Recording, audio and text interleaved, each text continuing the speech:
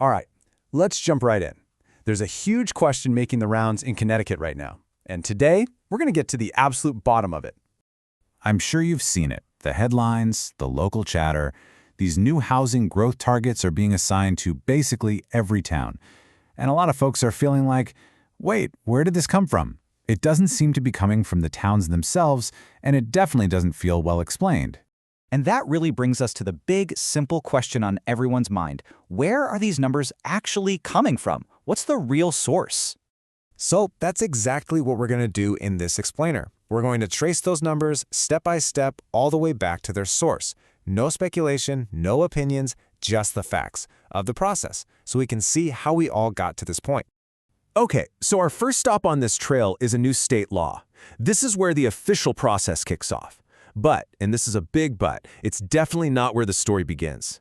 This law is Public Act 25-1, and you can think of it as the instruction manual. Its whole job is to set up the machinery for how these targets get calculated, handed out to towns, and then, actually implemented. But here's what's so important to understand. This law is all about the how. It's procedural. It tells you how the targets are made, but it says absolutely nothing about why this particular framework was chosen over any other. To find that why, we've got to look way beyond the law itself. All right, so if the law is just the how, then where in the world did the why, the core philosophy, come from? Well, for that, we have to rewind the clock a bit, because this part of the story starts well before any laws were passed. It turns out the core ideas behind this were being pushed for a long time by a couple of influential advocacy groups, or NGOs. You probably heard of them: Desegregate Connecticut and the Regional Plan Association. And this is a really, really important distinction to make. These are not government agencies. They're private advocacy groups. They have a very specific vision for housing policy, and they've been working hard for years to make that vision a reality.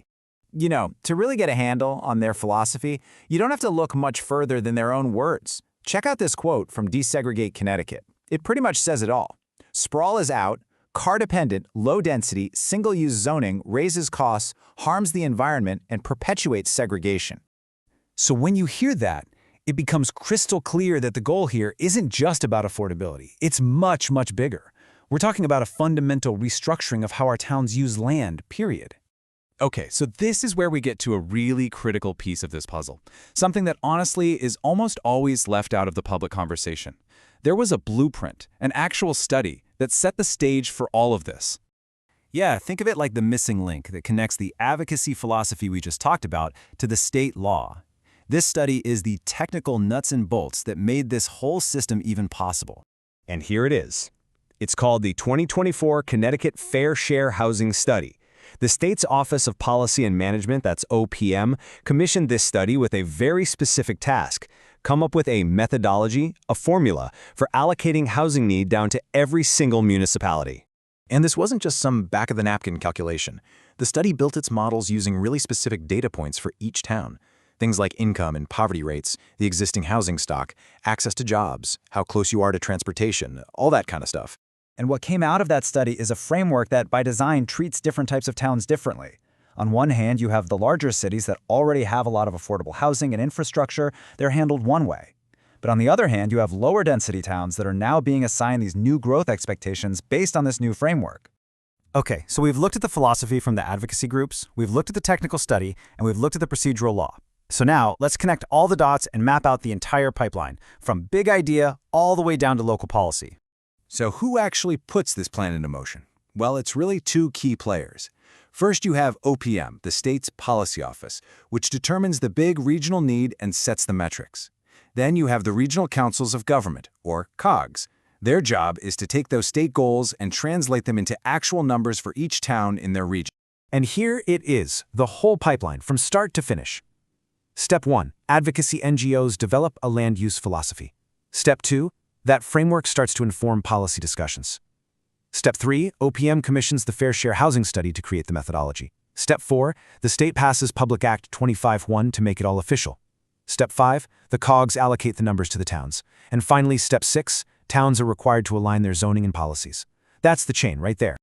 So why does any of this matter? Why did we just trace that whole pipeline? Well, it's simple, really. You can't have a meaningful, productive discussion about something if you don't know where it actually came from.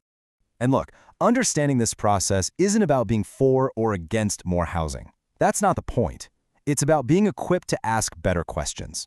It's about getting past the talking points and actually engaging with the substance of the policy. So instead of just reacting to a number your town gets, you can now ask a much better question, like, who decided that this specific framework was the right one to begin with? Or you can dig into the details a bit more. Why were these specific criteria chosen? Why transportation and income rates? And what about other factors that weren't included? And maybe the biggest question of all, the one that gets to the heart of local governance, is this. After this whole top-down process plays out, what real discretion, what actual decision-making power is left for our towns? And you know what? That right there, that's the starting point for a really important conversation.